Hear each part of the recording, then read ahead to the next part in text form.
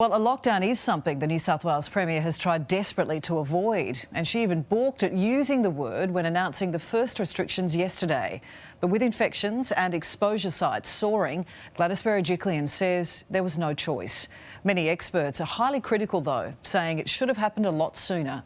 University of New South Wales epidemiologist and advisor to the WHO, Professor Mary Louise McLaws, joins me now.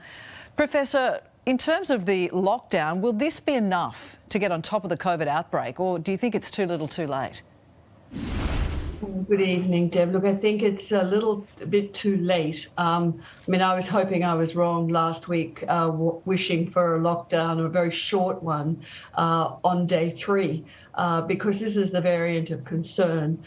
So at least it's happened, but because it's late, people are going to really feel it because it's going to have to be for at least 14 days. And what is it about this Delta strain that has health officials so worried?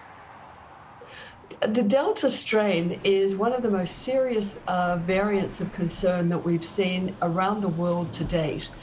The Alpha strain, which we thought was very serious in the UK, only took 4 months to become the dominant strain. This took 2 months in the UK to become the dominant strain.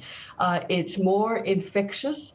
We think it hooks onto the cell that it needs to enter your body much more stably, and therefore confuse probably faster and may need less of an infectious dose. But that's all hypothetical. But what we do know is you really don't need to have very close contact with somebody to be breathing in those small particles that a case exhales in potentially large numbers. And just that fleeting contact, as you say. Just 12 of the 29 new cases in Sydney were in isolation while potentially infectious. It's school holidays. Many people have already left the city. How likely do you think it is that COVID has already spread to the regions and beyond? I expect that the cases have already spread. And as you've quite rightly said, the reason that we call for early, getting in with a lockdown and getting out fast is because of behaviour. And the weekends, people like to travel, and it's school holidays, so they'll probably like to have already left. You've had ski season come up, and of course, people have been given warning, and it's only 24-hour warning, but it's enough for people to pack their bags if they can and leave. So they potentially have taken the virus with them. So sadly, we should expect to see more outside of the city limits. What about resources? Does New South Wales have enough to cope? Because the sheer number of exposure sites now running at over 100. The contact tracers we know are doing a phenomenal job, but is this task beyond them? It's an enormous task, and that's why you need to do it faster before you start getting large numbers so you can handle it and get people to stay at home. So it really needs the cooperation of all of us. And one thing that has made it harder is that this light lockdown of 4 local government areas makes it very difficult to contain as well, because they've gone to weddings, potentially funerals. So it adds to the speculation that they may have already increased the spread. So it's going to be tough, and it's going to take quite some time to get it under control. And Professor, what about the vaccine? Because we know that the rollout has been very slow in Australia. There's a lot of vaccine hesitancy and supply problems.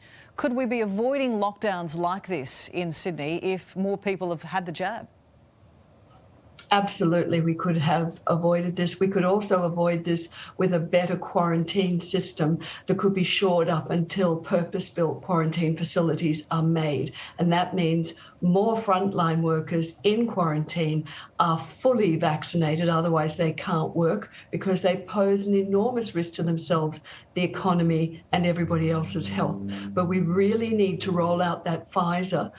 It's only a couple of weeks, 3 weeks between the first and the second dose. That could make an enormous difference to how this could have spread. And we need to focus on the young, the 20 to 39-year-olds, because, a lot of them are really hurting financially. And if they were vaccinated, they may well be able to continue to work through something like this. Do you think incentives are a good idea? Would exempting people from border lockdowns see more people get both doses?